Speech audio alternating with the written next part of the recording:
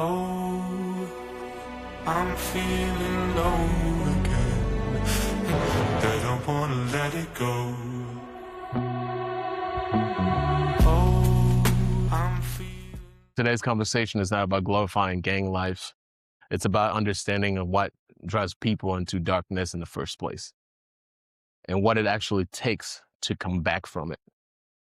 Because transformation is easy to talk about, real transformation, the kind that changes how the man thinks, loves, speaks, and lives.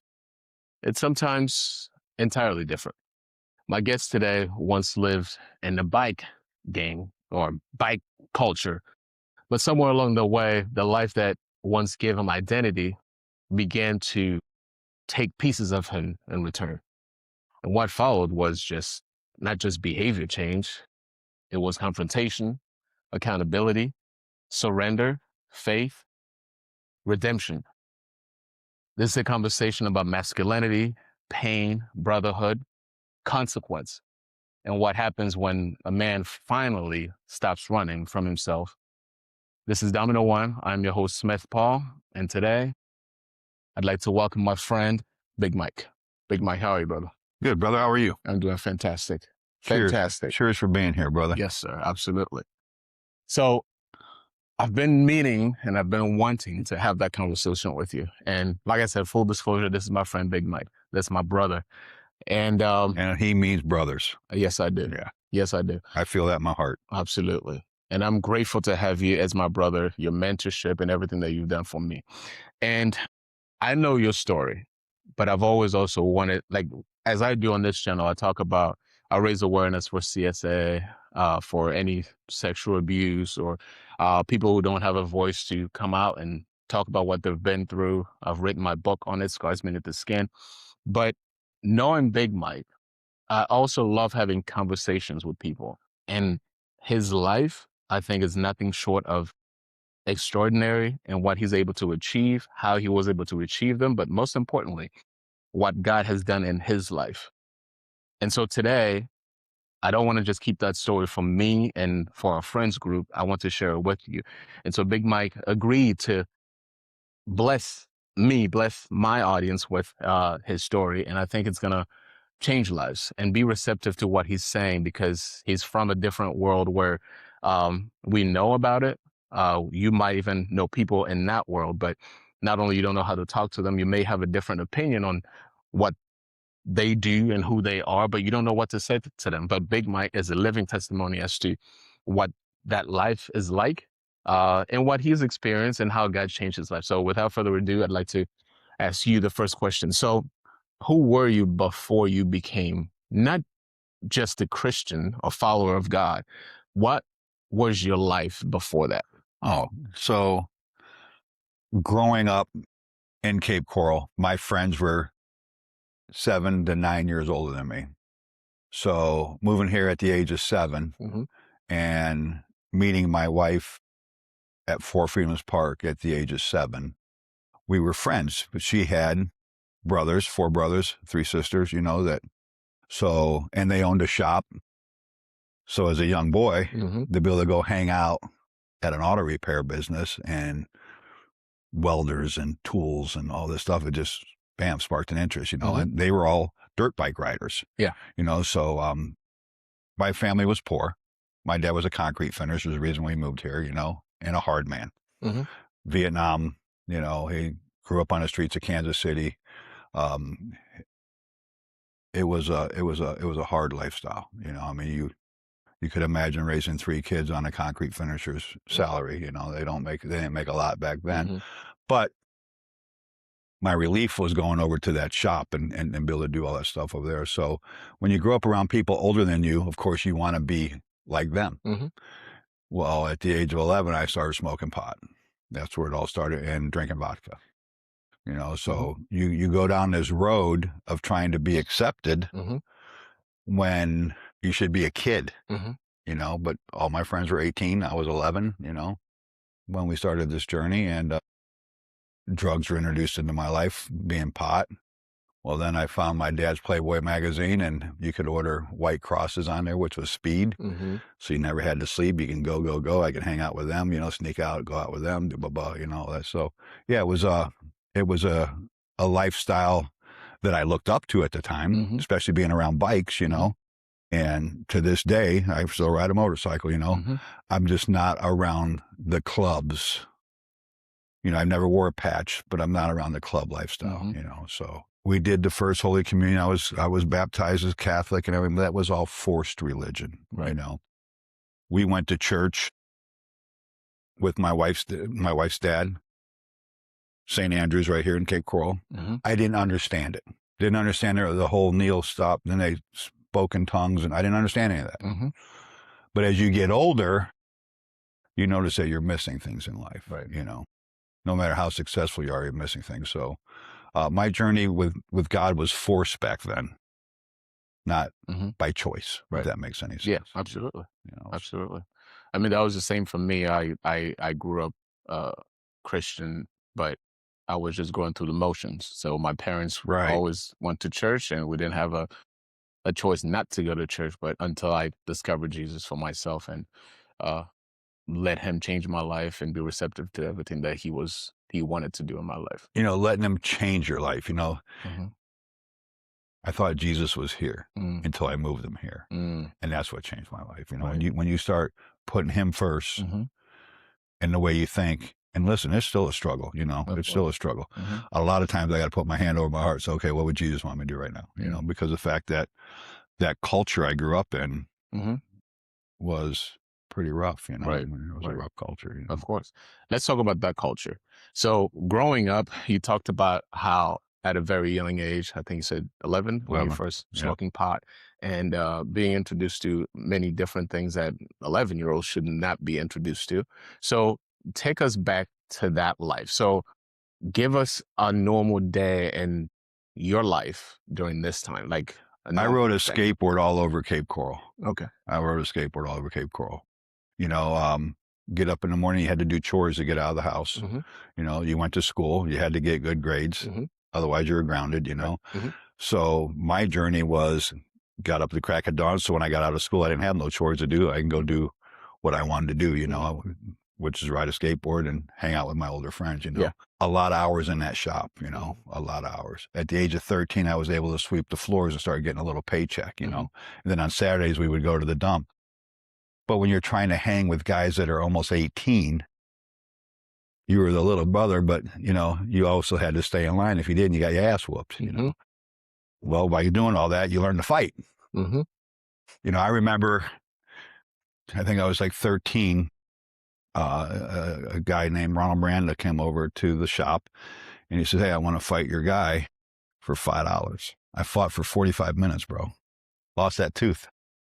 Got kicked in the face, lost that tooth, And they were all betting against whoever, but he was 17, and that's just the way you grew up back then, And then after we got done, they said, okay, pull all the sand spurs out of each other. Now you guys are friends again. Well, that didn't work for me. He whooped my ass, So I went to his house the next day with the steel-toed boots on and kicked his grill out.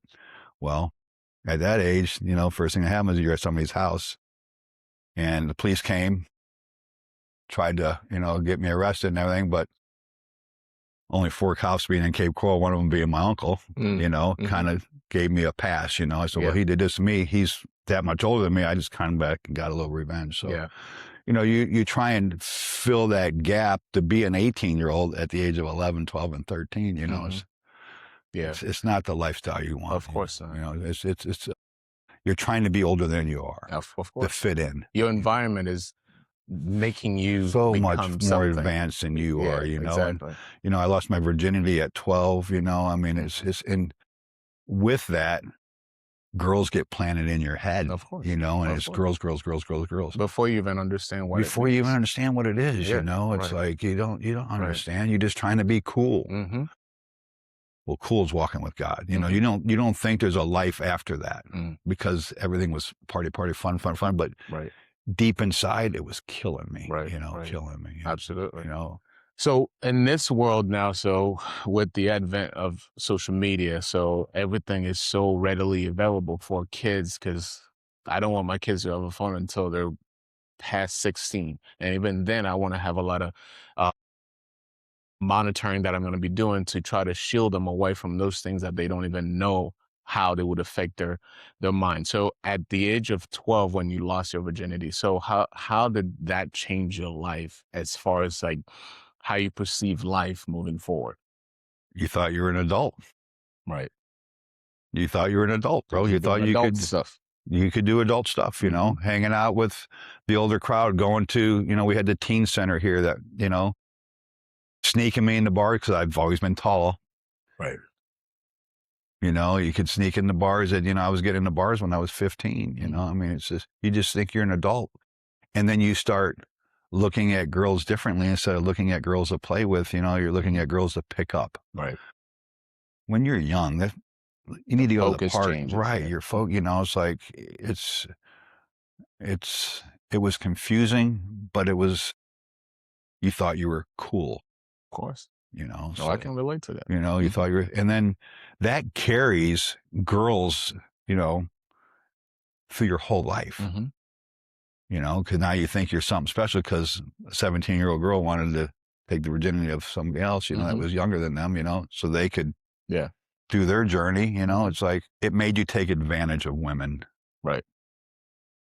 And that's the sad part too. So You I know. was going to ask you, so let me just go ahead and ask you, because of everything that you went through at that age before your maturity level could kick in, how did any of that stuff affect you down the line in your adult life, your real adult life?